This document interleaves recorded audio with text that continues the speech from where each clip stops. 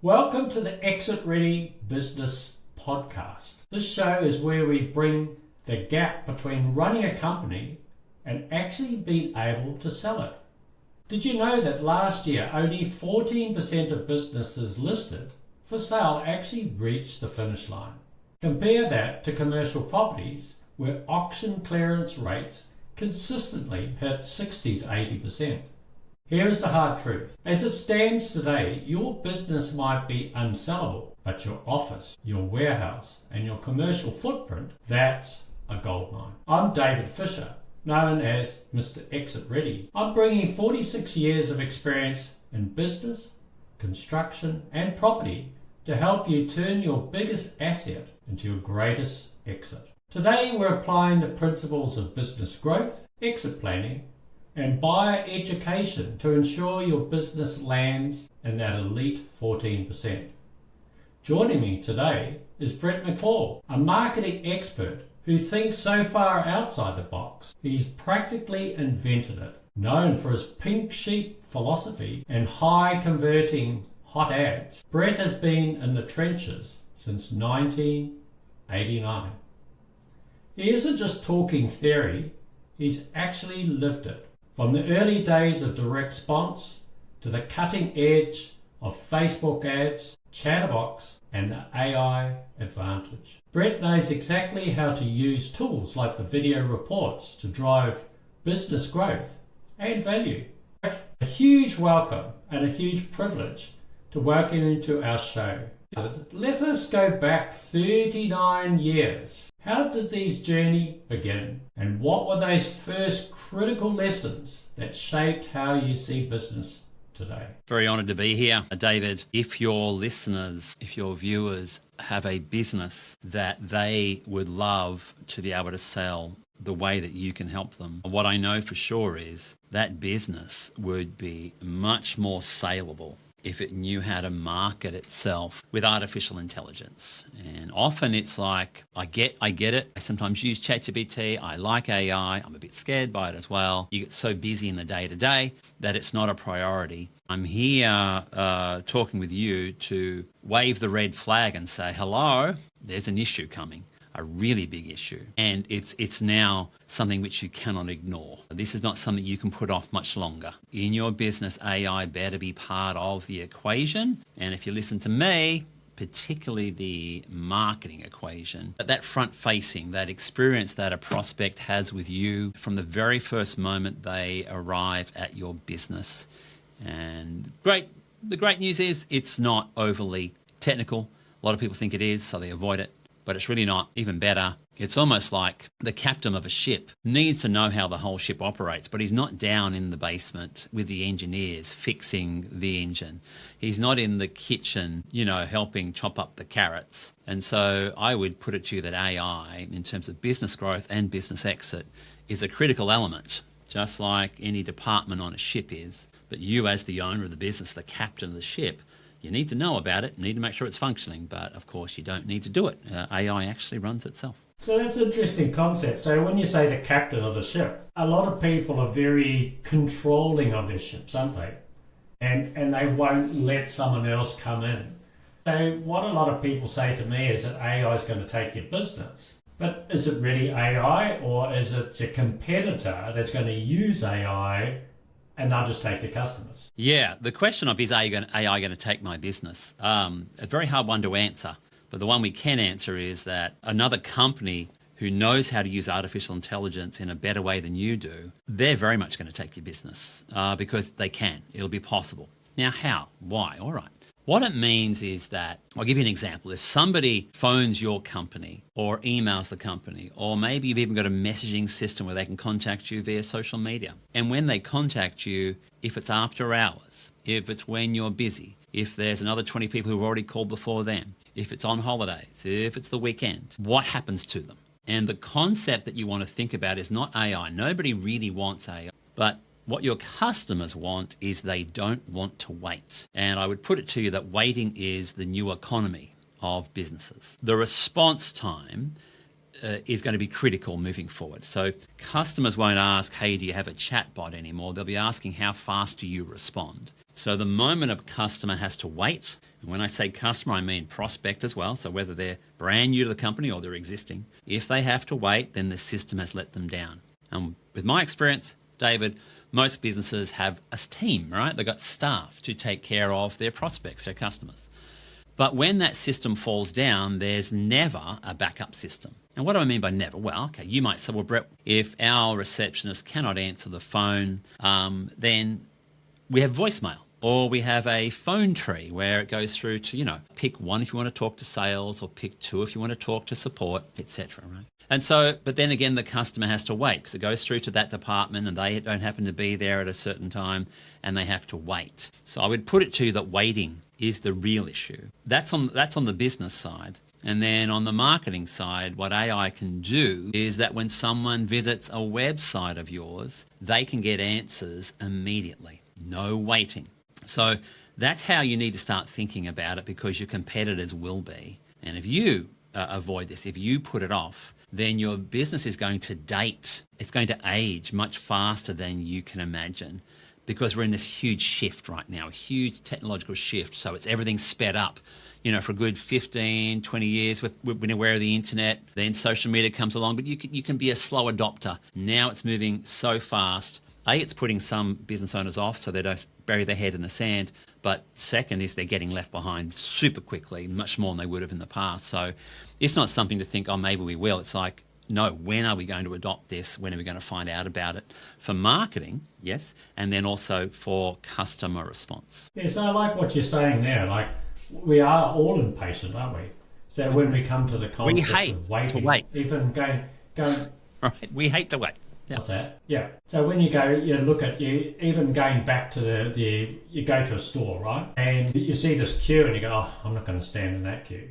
And it's the same principle, isn't it? So you don't wait in that queue. So if it's an online thing, so obviously I love using Amazon, I don't have to wait in any queue and I can scroll through all the different parts and it'll give me answers to different options and all the rest of it. So for a lot of our listeners, it's the same thing. If they really ask themselves, do they want to wait in a queue? So you could go to a theme park, do you want to wait in a queue? You don't, no one wants to wait in a queue, do they? No. And then people put their hands up in the next part and then they go and say, I'd like to ask a question. They go, hey, wait a minute, I'll get to you. But same thing, all of this comes back to that where you can turn up, you don't have to wait, you can ask a whole lot of bots and other different things, and now there's a lot of deeper AIs, and we can go deeper onto that in a minute, which will give you answers.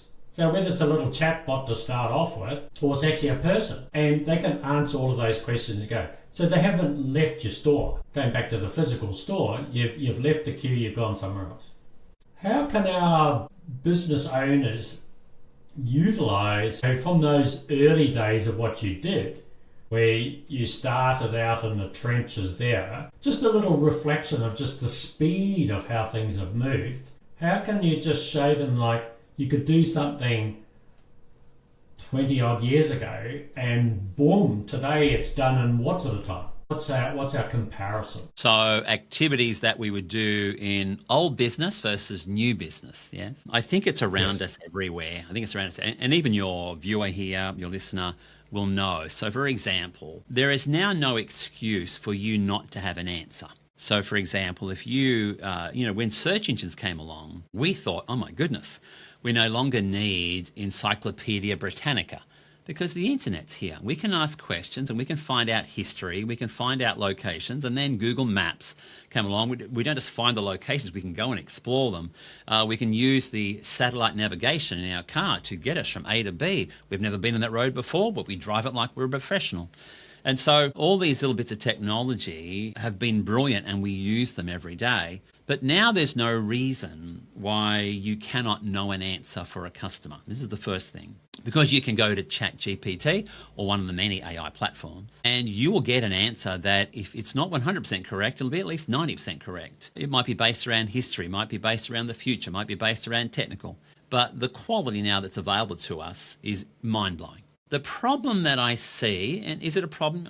Look, I think I would call it a problem in that our customers are also doing that as well. So there's what you might be doing as a business owner and your customers are doing it too. So what's the problem? It's breeding a habit of immediacy. meaning that we can have anything in a split second. If I can't think of a song that I used to love in the 80s, I can have that song in the next 30 seconds. I'll just simply ask ChatGPT, it'll tell me, oh, this is the song you were thinking of, boom. So that immediacy, now we get used to speed. And so if someone comes to your business and they can't get the answer that they want, then now you look like you are very old when you're just simply doing business the way you did it 2 years ago, right? And so it's those companies who can now address answers for prospects and customers quickly, easily, without any hassle, who will absolutely naturally be much easier to deal with. And so, for example, I have this new technology. So I created chatterbots.ai. And initially, Chatterbots was a type-in chat. Yes, you type in a question, an answer comes back.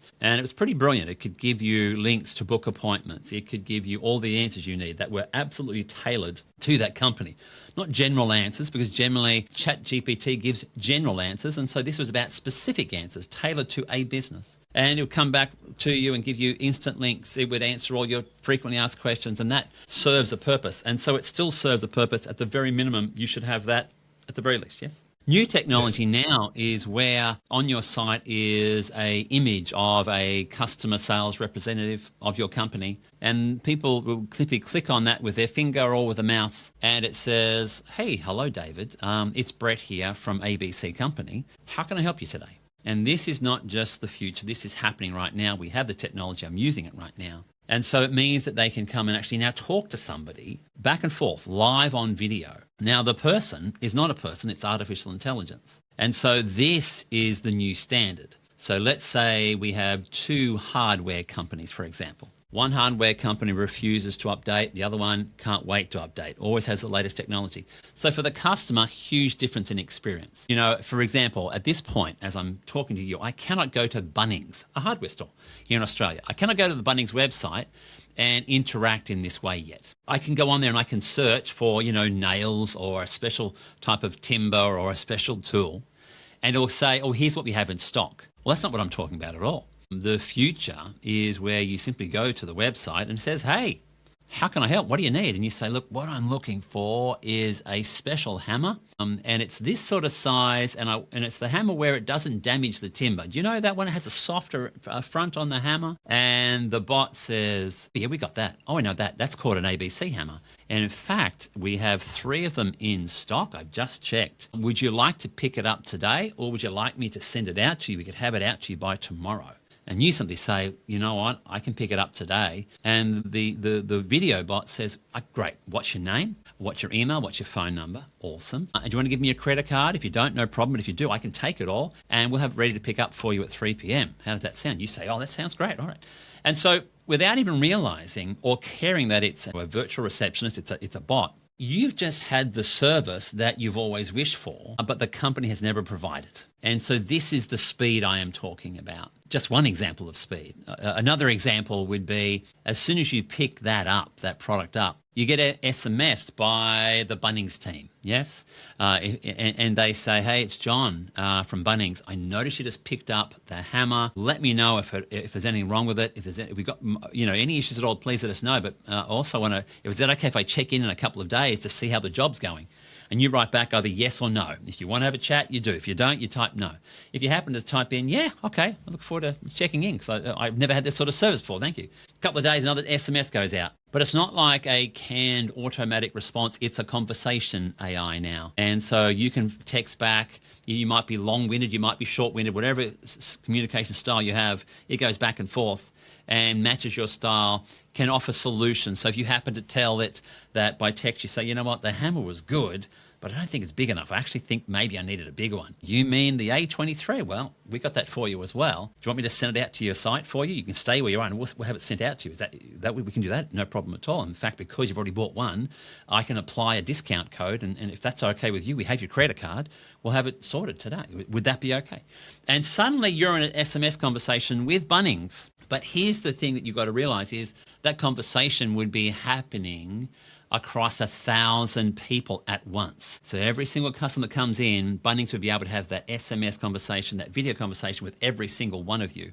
Could be 1,000, could be 5,000 at a time, and it remembers each time, each person that comes in. Now that's the future of Bunnings. Now let's go back to the other hardware store, your hardware store, for example, where that doesn't exist. You've done nothing wrong. You've literally done nothing wrong. You offer the products. You give great customer service. You're there from 7 a.m. till 6 p.m., so long hours. You'll call them back if they leave a message. But can you see how from the customer side that no longer is appealing and it's no longer acceptable as the norm? If you get what I am showing you there, this is what the question you have to ask about your business, because this is what's coming. Let's go back to the Bunnings store and those two comparisons. So that means that everyone would go to that service that you wish for, which can be multiplied by thousands or millions of people, correct? Yeah. And then the store that does nothing, that the people wait in the queue because they used to not even, they've just jumped online, they don't even have to go to the store anymore. So then they're saving a whole lot of time. They don't have to get in their car, they don't have to drive their and all of that sort of process as well, isn't it? So literally you can have this huge, and because we all work on this huge asset sitting there and no one's coming to it. And you've done So nothing wrong. Same thing, you've still got all of those, you've still got all those hammers on the shelf, you've still got everything there, you've got the whole lot, but no one's turning up to your store because everyone's going to the store that now it's a service that they wish for. If you can explain, like, obviously I believe most people understand the basic chatbot where they've just put in some details. Your video bot, can you go a little bit deeper on that? Because I think that one there, is a lot of people from the big companies think it's only going to be something for the big companies and the little guys can't sort of afford that and they don't know how to implement it and they have to go to all of these specialists to do that. If you can explain a little bit about that video bot and how that works and how we can implement that into the everyday small business. So there's implementation, David, and then there's doing it the right way, yes? Because there are so many ways you can grab tools for free online these days. There are programmers who can do it for you. Because we're in the early stages, it's almost like the Wild West. This is what I want business owners to be very careful of. It's that the tool is actually not the solution. The tool's only as good as the person using it. And so when you have a marketing brain like mine would tend to think differently than your business brain in whatever niche you are in, watching or listening to this, then your brain would work differently to mine. You have knowledge, skills, experience in your field. I have knowledge, skills, and experience in my field, so I'm going to approach it differently. So first thing, it's not a matter of just saying, can I have an audio bot? Can I have a video bot? Because you'll do nothing with it. It won't give the experience that the prospect really wants. Bring you back to the original issue of waiting. This is really the problem. The technology can solve it in various ways. It can just be a text bot, a voice bot, a video bot. So they can all do it.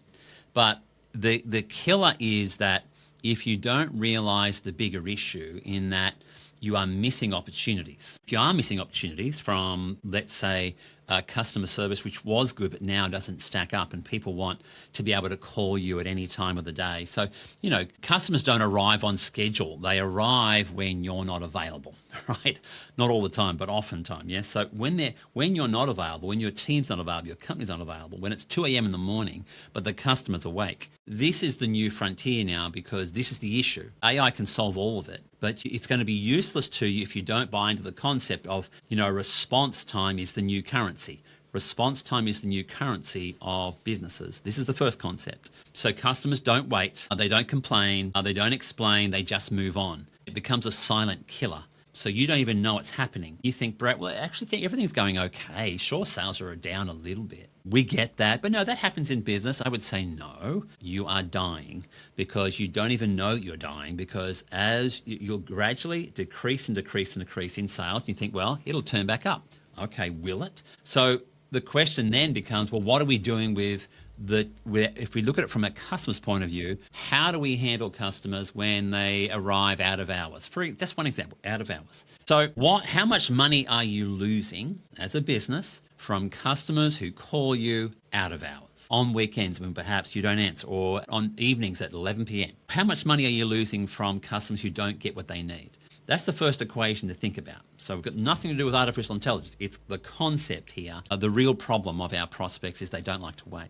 So your goal then is going to be to make it easier down the track, but that's the first problem, right? If you could have something which handles the customer on the spot, how much could that make you? It's got to be the second question. Firstly, what's it costing you to miss customers? Then what would it make you to get customers, yes? Customers that right now you're missing out on. And so that should give you some mathematics. Whoever's watching this, if you're doing some maths on a piece of paper, you should have some mathematics in front of you where it should be very appealing. Yes. So if that appeals to you, then it makes sense to think, well, how can I get AI to handle that? Then AI becomes valuable. Does that make sense? AI becomes valuable only once you realize the missed calls, the unanswered messages, the confusion that your prospect has, which you haven't helped with, the social media posts where they comment on your social media and no one responds to them instantly. Yes, so they won't respond to them in 5 hours, but the whole emotion's gone. So that's a whole other field. Social media. What about when they respond to your posts and you're not responding instantly? What about when they reply to the broadcast you sent via email and you don't reply instantly and the moment's gone? Modern businesses now demand that, right? Modern customers demand that. Depending on your niche, right? So this is where it needs to go. And in terms of now you ask me about video AI, voice AI, text AI, all brilliant, all can handle what I just said. But video is simply now about the relationship. I would encourage your viewer to search it. You might want to go to my company. We've already handled it. We already know what we're doing. You might want to go to David here, who's already involved. But go to someone who actually thinks first about the AI. So to me, AI is always second, but the problem is first. As soon as you put AI first, like all the programmers do, then it's off track because they're just programming for possible issues. No, what's the problem? The problem is you are missing customers who now very clearly don't want to wait. When what we can do with AI, we can start a conversation instantly and move them along the journey, the customer journey, to your business, to a sale, to an appointment, whatever it is you need. Failing that, the technical side of what you asked me was, where can maybe someone start with the video AI? So there are tools like HeyGen.com, HeyGen.com is a place to start. But always remember it's a tool. If the moat around your business, like if you imagine a castle and there's a moat around it, the moat is the understanding of how to use it. So we can have a tool in your business. How do we make that connect so the customer never has to wait? And that usually involves not just the video, there has to be a backup system of workflows and automation. When someone says this, the bot's got to say that. That really is now the engine of how it makes it work. So always find someone who understands the problem, but then understands how to solve the problem with the AI. Does that make sense? Oh, totally. If we go back to the problem side, missing customers or the huge costs that's to acquire a customer, let alone the ones that are all just now running out the door because they've got the service they've wished for. The other part that's quite interesting when you're talking about, it's not about the tool unless you know how to use it. What I've found is that if you're with a group, which obviously I am, you need to understand how it works as you implement something, because then you still need to maintain it, don't you? Yeah. So even if you go back, everyone can't just throw their hands in the air and say, right, I've got someone else doing this. That won't be a good outcome. All of this is, as we were saying before, the conversation comes out of the marketing team, the owner, all of these different people, personalised, doesn't it? So if you've just thrown it out as a generic type thing, then you're just going to land up with everyone else. You're going to have the tools, but you don't have a personalised service. It's like myself, like I've been 46 years, imagine just plugging in anything into all of that experience. It would just drift away and I'd just land up like everyone else in the industry. Instead of doing the trenches, going through all of that process, and then virtually sucking everything out of my head, and then putting my personality, my understanding and everything into it. That would be a fair comment for our listeners, that you need to join a group of people that are like-minded, but you need to go on this journey, as we've been talking about. It's all very new and it's evolving. So the people that are evolving it are the ones that you want to join. Then they are the groups that you want to come along, and they're going to teach you and implement all of these processes. What worked in 1989 doesn't work in 2026. All of these tools, like you say, you can put them all out there, buy them all, it might cost you whatever, $10,000 to say. Use them, because you don't know how to use them. I think for our listeners that the biggest takeaway here for a lot of this is that if you're going to join something, you can, like you say, we can join the Hey Gym, but then what do you do with it? Yeah. Isn't it? Yeah. And so that's a tool. You can go to ChatGPT or Gemini, whatever your taste is, and it'll help you. But if you don't put the inputs and if you aren't with the right groups to understand what the message out to the market, how to put those into your website, everyone's focused on a website, but actually it's a funnel that goes through the process really, because someone looks at a website, it's like walking into a house and here's the front door. Direct them into the room that they want to go to. They want to go to the kitchen. That's a funnel. You go straight into the kitchen and you stay in the kitchen. These tools just help you along that sort of journey, doesn't it? You can explain to people what sort of groups can they join. And I know you've got groups. Just like I say, it is the Wild West out there at the moment, and this is very critical that you join the right type of groups. The way I would look at this is that you would look at, what groups can I join so you can be around like-minded people. The way I look at it is that the fastest way to succeed that I've found in my, adult life is to find somebody who's already got the results I want and get them to tell you how they did it. Much faster, much easier. And this is the concept that I have always lived. Who's actually got the results? I just need to copy what they're doing and ask questions of them. Much faster, yes. So if you are going to go and start looking at getting to AI tools, then you actually run the risk of doing worse than nothing. I'll explain. If you do nothing with AI and keep business as it is, it'll be worse for you very, very quickly. But if you go and grab some AI tools and put it on your website, it could be worse than that. What's going to happen is you're going to piss people off. For example, if you just happen to put a chat bot on your website, someone could come along and they can type in a question. You see them down the bottom right-hand corner of some websites. Well, when I do seminars, I do ask questions of the audience. Invariably, when I say, please raise your hand if you've ever used a chat bot on a website and been really, really underwhelmed or really, really frustrated by it, boom, all their hands go up. So this is the example of just using a tool, because now it was there, it's interesting, it makes you look like you're fashion forward, so to speak. People go to use it, they don't get the answer they want, you've just pissed them off. So this is, a little bit of a tripwire I think we've got to be really careful of for most business owners. If AI is not your thing, it's not just about putting a tool on there. So find the person who's already got the results you want, get them to show you what they do, or have them do it all for you, would be the simple solution. That is what I would suggest, because technology should remove friction, not add it. Technology should remove friction, not add it. It should feel invisible. If customers are waiting, not being helped, the system failed. Assume that's the rule. If customers are waiting, the system failed, and now you have to think, well, how do I fix the system? Not just put a Band-Aid that's actually fixed the real problem. That is how they need to think. Joining groups or finding people who actually have already done it, know what they're doing, and just make it happen for you is the fastest, best way to win in any area. I would put it, not just artificial intelligence, and not just for your business. No, exactly. And it goes back to the concept, why invent the wheel? That's where the principle of the proven model. There's proven real estate models, there's proven marketing models, this isn't evolving, it's the same principle of that model. When you say about technology should be invincible, I really like that one. So when you, that's because it's seamless, isn't it? And like I use Apple for everything, and it's frictionless in the process. Like the watch can open up the Mac and all of these different things. You become a raving fan because it literally is invisible in the concept, and it just flows through it. And then you become a raving fan because there's no friction, isn't it? So you jump on the chatterbot, you jump on these different things. All you want to do is like the concept of, you don't buy a drill bit for the drill bit. You want to put a screw in the wall to stick a picture on it. So actually we have to think like that instead of thinking tool orientated, isn't it? One of the ways that I help customers solve it, and you've done it as well, where there's a huge trust drought right now for various reasons. We don't trust politicians the way we used to. We don't trust advertising. We don't trust companies the way we used to.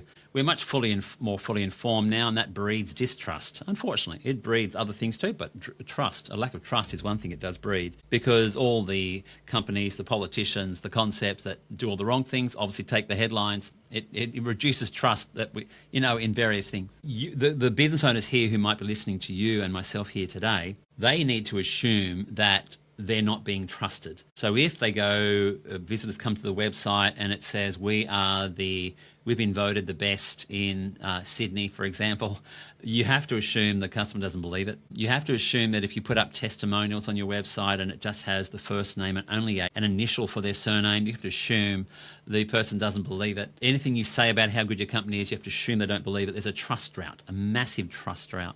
We're getting into the problems now, right? One of the big key problems was waiting. Customers don't like waiting. Well, customers don't like being bullshitted to either, right? And without you even realizing it, they think they're being bullshitted to. Low trust. One of the concepts that every business owner should have is a way to build trust at speed. At speed. Not just hope that the customer likes them. Not just hope that the customer subscribes to their Instagram feed and watches all their video and then comes back in a month and says, okay, I think I like these guys, right? Don't allow that to go to chance. The concept is nailing the problem that is already in your customer's mind. So, for example, I helped a business owner just this week, an electrician, and he has now a free report that he offers to his prospects. So before he offers his services, he offers a report, and the report is how electricians are planning to rip you off this year. That's the headline. And so if somebody opts in to watch this special video report, then they're worried about electricians ripping them off. And the real fear behind that is electricians are coming along and then they don't give a fixed price, they do a lot more work, and then it costs the owner and they hate it.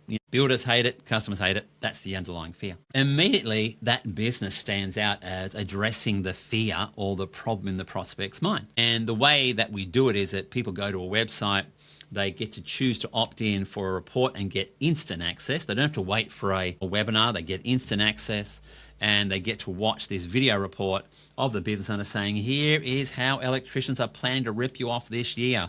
They're doing this, they're doing that. And now what does that do? If someone's calling out someone in their own industry, what does that do for the actual business owner who's being listened to? What happens is in that moment, now the prospect goes to trusting the business owner rather than the electricians that are out there, because that business owner is calling them out, calling all the industry out. So he sounds and feels like someone who actually is doing something right. Strategies like this builds trust at speed. So then our AI can kick in, right? Our artificial intelligence can kick in with answering questions while they're watching the video report. It can answer questions by following up with SMS, with emails. Now AI has a place. Does that make sense? AI has a place because we tackled the problem first and then the tool helped us fix it, rather than everyone going to the tools and thinking, I've got to have a bot, I've got to have video. Like, you're putting the cart before the horse. Yeah, so back on the special video report, I love it because obviously from a building background, it's a very under-resourced industry at the moment. The call-outs, people are absolutely virtually fearful of buying a rundown property to get it done up. All the stories and all the different things. But here's an opportunity for our listeners. Say, for example, you are a builder. You could do a special video report. You could call out the industry. These are the things that you need to look for before you even buy the property. Have a look at this. Have a look at that. So, for example, like if you're looking at a house on the old weatherboard ones, you could look at the piles, you know what I mean? Are they looking scrappy at the bottom? Are the ant caps removed so then you might have termites in the house? All of these different things could all be listed on that video report where people could just watch it. And then they go, I need someone to go and fix that house that I buy. Here's the expert in the field. He's called it out. They could jump on now. They can use AI and answer some basic questions, because before they bought the place, they could say, oh, you could do this and this and this. Oh, no, we're going to go deeper here. We could really provide that detail, that per, say, stump, it's going to cost you, say, $1,000 or whatever. So they're already getting a basic idea of it. But if you want to have more information, please contact me and I can give you a detailed audit. Before they walked in there, they had no idea about buying this house. A special video report, they've now become a very informed buyer. So trust starts, doesn't it? Well, if you look at the first builder that's called the industry out.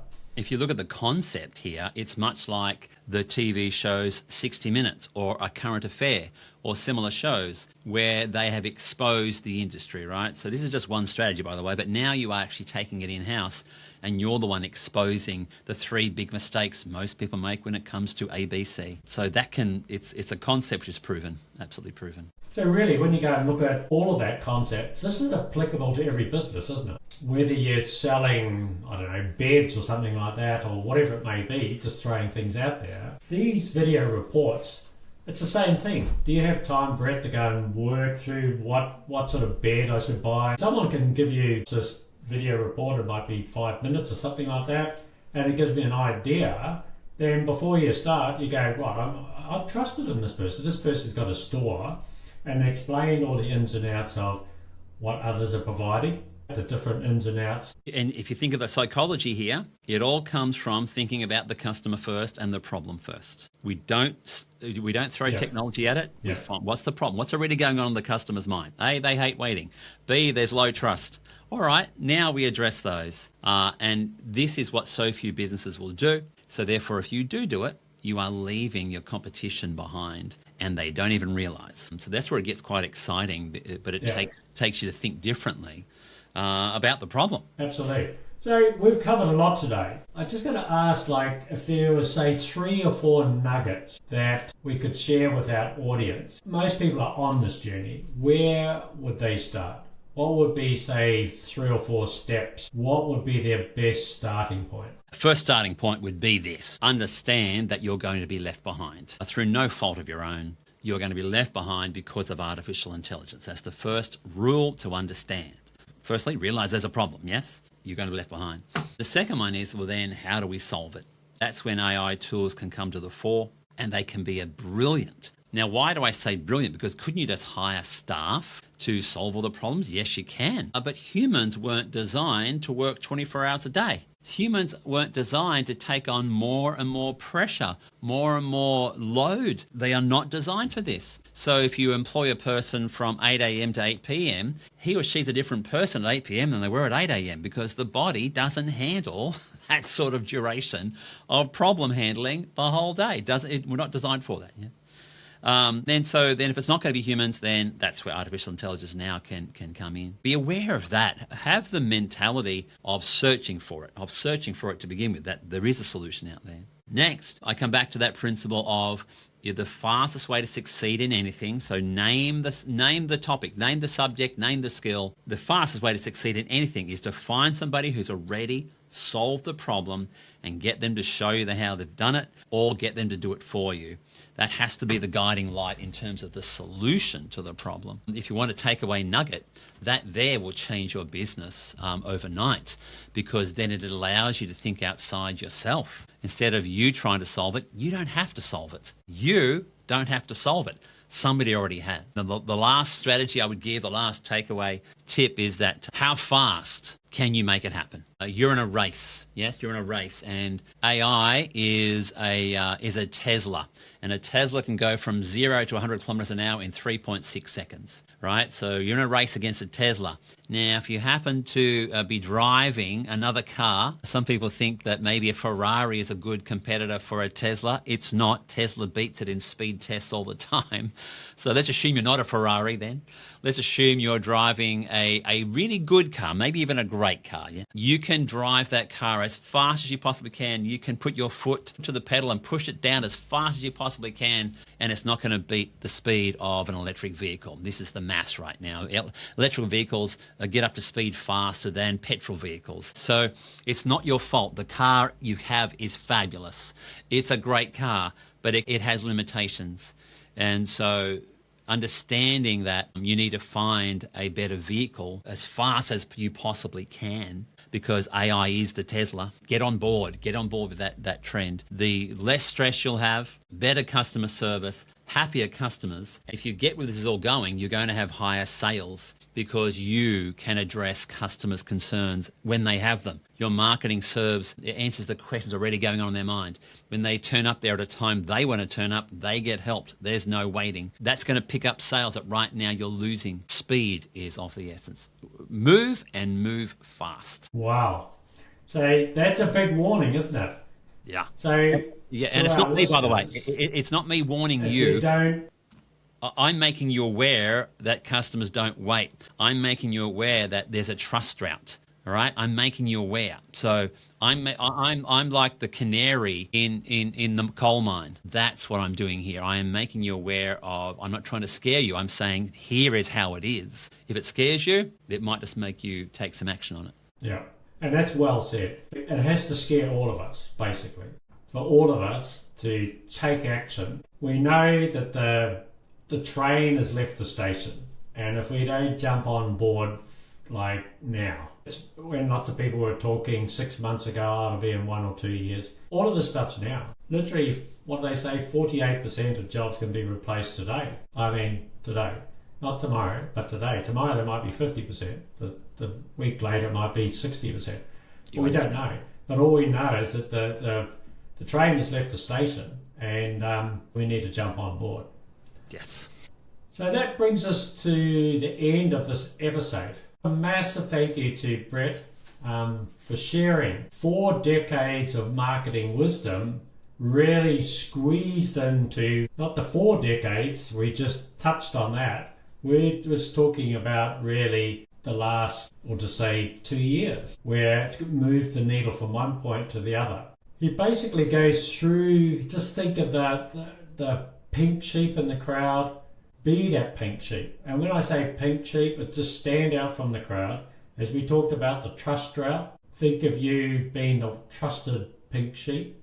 Think of you jumping on board that you haven't missed the train. That is your pink sheep concept, that you're standing out, you've jumped on the train, you're moving forward, you've joined, you've taken your problems, understand those, you've jumped onto a system. Don't go with something that's not proven. So if you found this valuable conversation, please subscribe and leave us a great review. It helps reach more business owners who really need to listen to this podcast.